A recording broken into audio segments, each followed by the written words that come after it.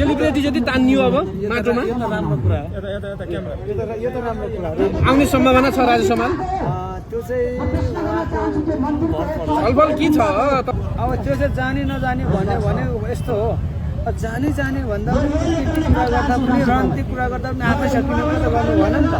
भयो त भएन नि त देशले सकिने कुरा त गर्नु भएन नि त ल्यान्ड टुरिस्ट हुनु भएन नि त भयो त भएन नि त सुन्नु न अहिलेको अभिव्यक्तिले त आज सिंहल भोलि कुनै देश बाहिर दिउँ भन्ला ओके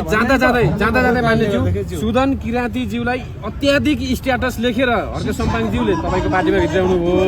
अब फेरि आज बिहान महानायक राजेशमाललाई पनि भित्र्याउने मेरो सोच छ भन्नुभएको छ है स्ट्याटस लेख्नु भएको छ भनेको सेलिब्रेटी जति तानियो अब माटोमा यो त राम्रो कुरा हो यो त राम्रो कुरा हो आउने सम्भावना छ राजेशमाल त्यो चाहिँ